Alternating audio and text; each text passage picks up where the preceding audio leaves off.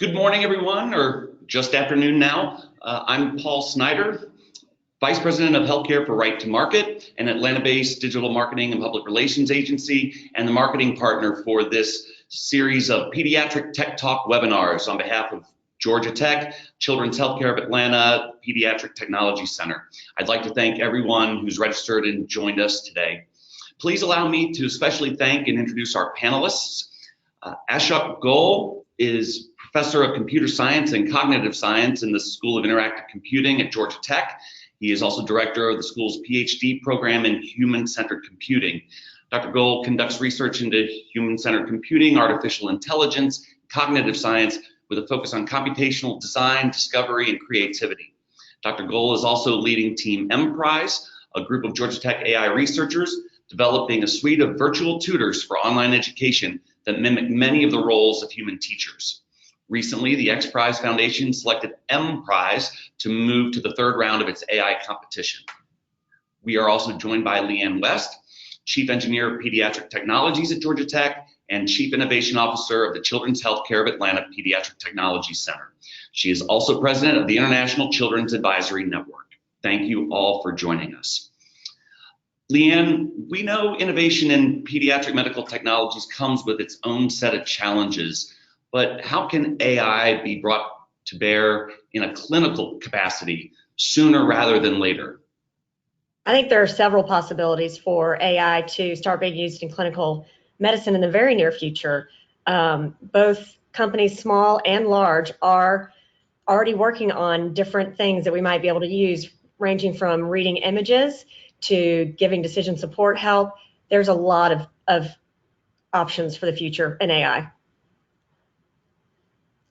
All right, so Dr. Goel, can you tell us about your AI teaching assistant, Jill Watson?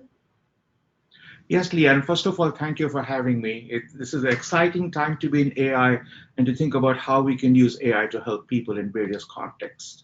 So I was teaching this online class with about 400, 500 students every semester. And because it was an online class, these students were distributed across the world, and they would post questions in a discussion forum. And over a semester, they might post something like more than 10,000, 12,000 messages. And that overwhelmed the entire teaching staff. So we thought, well, this was a class on AI. Why don't we come up with an AI solution? And we devised an agent, Jill Watson, that automatically answers questions on the discussion board. We did not tell the students that Jill Watson was an AI. We just introduced her, and I deliberately used the pronoun her here as a member of the teaching staff. And we wanted to know whether students will be able to figure out by the end of the course whether Jill Watson was an AI. To tell you the truth, I thought students will be able to figure it out immediately. But after the final examination, when I told the students Jill Watson was an AI agent, they were completely mind-blown kind of thing. So that's how Jill Watson was born. That's great. And so you used AI in your class. She used to answer questions for the students.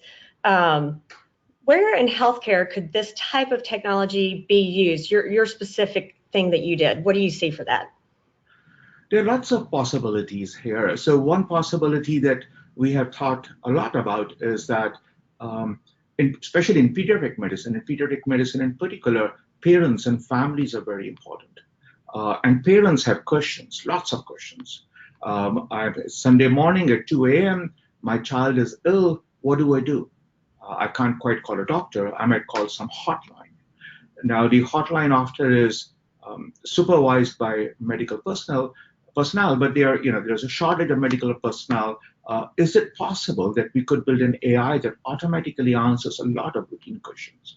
And that is so important both for pediatric patients and for parents of pediatric patients, because a lot of problems that occur among families of pediatric patients is because they need answers, and they need answers quickly.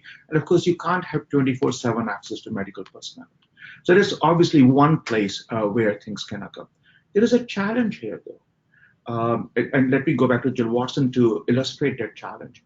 There are chatbots everywhere in the world today. And what is interesting about these chatbots is that they can answer lots of questions about lots of things, but they're not good at anything.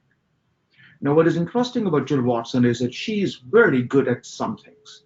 For that particular class, she rarely makes a mistake. Her accuracy rate is close to perfect, but she can answer questions only about a very small, narrow domain. And that's okay. We want perfect answers, especially in healthcare. You want answers to be completely accurate and precise and clear.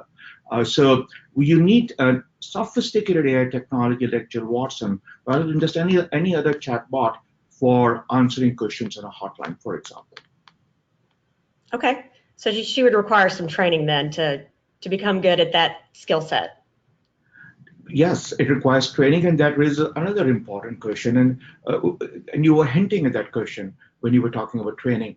Well, what are the conditions under which we can use an AI technology like this? And I think there are really three conditions. One is you need data. So in case of Jill Watson, I had already taught that class many times. So I had access to all the questions that students had asked in the previous semesters and the answer that human TAs, teaching assistants, had given. So that data was critical. Without that data, we would not have been able to build Jill Watson. And the second is that there has to be a shortage of personnel. So in our case, there was a shortage of teaching assistants. In the healthcare domain, there clearly is a shortage of trained medical personnel. Whenever you have the combination of the two, you have a shortage of personnel of human beings, and you have an abundance of data. That's a ripe situation for using AI. Great. And so I recently read about some work out of UCSF where USCF, sorry, where AI was being used to look at brain images and being able to detect Alzheimer's 6 years before it was actually diagnosed in the real world. And I thought that was amazing. So what about other kind of healthcare things in general, do you think, where it could be applicable? Yeah, let's look into that. So going back to your example of the being able to predict which patients might be more susceptible to Alzheimer's disease based on brain scan images. So there again, there is a lot of data because doctors over time have collected data, hospitals over time have collected data where you have brain scans of various patients, and over time, some of these patients develop Alzheimer's disease. So you have a correlation between that brain scans and Alzheimer's disease. So you can learn patterns. And once you have learned patterns about good predictors and images for Alzheimer's disease, you can apply these patterns to new patients. There are a whole series of places where AI can and is being used. Let me take a few more. So consider physicians, doctors, and surgeons. These are extremely talented, exceptionally trained people. Their time is precious. But as talented and trained doctors are, it's very hard to keep up with all the developments that are going on in their profession. There are thousands of journal articles that get published every year, and no doctor can, no matter how well trained or how well talented, is going to be able to keep up with all of those articles. So it used to be that we used to have these physical libraries and real human librarians. Now the physical libraries are disappearing. We have digital libraries, but we don't have digital librarians. So one place where you can have AI helping physicians, for example, is a physician in a pediatric emergency care. A patient comes in, the mother says, of the child says, well, a spider bit my child. And the physician wants to find out what to do about this case. He or she wants to go and find that journal article that describes it. So if we can have a virtual librarian that mediates between emergency care on one side and between all of this knowledge that is available, all this data that is available on the internet, and provides access to the right knowledge at the right time to the doctor, then there is a potential win. Of course, it's not just providing the right article, because the article could appear in New England Journal of Medicine. It might be 50 pages long, and the doctor doesn't have the time necessarily in the emergency care situation to read a 50-page article. So it's providing access to that article, but also helping the doctor interpret that article quickly. And that's where AI as a virtual librarian is already beginning to come in and will do more of that. Let me take one more example, Leanne, if that's okay. Yep. So in surgery, this is already happening to some extent, but this could can and should happen in all areas of pediatric medicine. And that is the notion when a doctor looks at some signs and symptoms of a patient and comes up with some hypothesis about what might be the diagnosis, and then perhaps some plans, some therapeutic plans, some plan for what therapies might be there. It would be great if the doctor could quickly run a simulation. So the doctor might say, okay, if I give this medicine to this particular patient, how might this patient evolve over the next few hours, next few days? So you can think of this like a virtual lab. So instead of running experiments with real patients, if you can have these virtual labs where doctors can test out their hypotheses, then they get a tool so that they can try out their diagnosis and therapies on a simulated patient before they try out on a real patient. Again, these virtual labs are there. Some of these virtual labs have been there for surgery for a long time. They're increasingly coming up for other areas of pediatric medicine, and that's really exciting. Very cool. And so maybe what about sort of like a checklist for doctors to make sure they're answering the right questions or something? I don't know. Is there something there that we might be able to do? Very much so. So a slightly different metaphor than checklist. Checklist is a great metaphor. So just sort of reminding the doctor, have you looked at this? Have you looked at that? Because doctors are under a lot of pressure. There is a demand for their time. Their time is very precious. And we want to help doctors make sure that they have covered all the bases. A slightly different metaphor is that of a critic.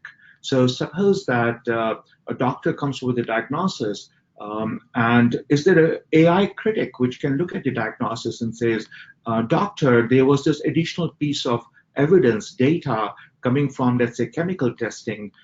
It's not clear you took that into account. Or here is this hypothesis, your diagnosis they came up with, that how do you relate that with that piece of evidence? So both a checklist and this notion of AI agents as critics, working with doctors, helping doctors ensure that they have covered all the things that they need to cover, and that we're making maximum and best use of their precious time is another possibility. Absolutely. I mean, it would never replace doctors. It's really just there to help, is how we see it moving in the future. Okay. So what about maybe issues that a doctor maybe is not a specialist in an area, but maybe they're a doctor for an area where there's not a specialist nearby? Is there some kind of use that you could see there?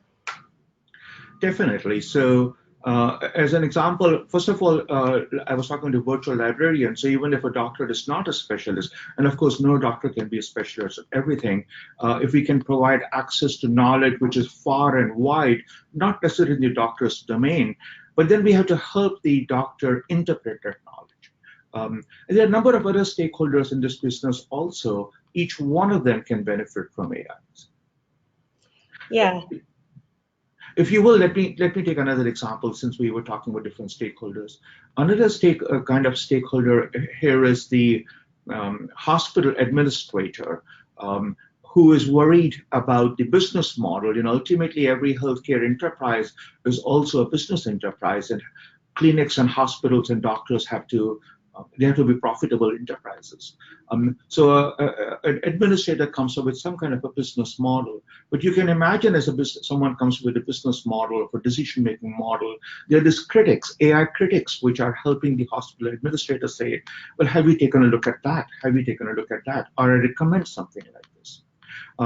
One area in which people are using this quite effectively is in reducing revisits. So one of the problems is that patients who go to a hospital, go to a doctor, go to a hospital, then they come after 2 months, or after a while they come back. And we want to reduce the number of those revisits. If the doctor or the hospital comes up with some plan to help the patient, and there is some critic looking at and saying, well, this particular patient is more susceptible to a revisit, this requires a little bit more attention. That is the way these AI agents can help both hospital administrators as well as physicians. I can also see maybe helping predict how many beds would be in use, or how to streamline maybe an emergency situation. What about something like that? Very much so. So this sort of connects back with what we were discussing earlier. One question that I'm often asked is, when should I use AI? For what kind of situations is AI the right technology to use?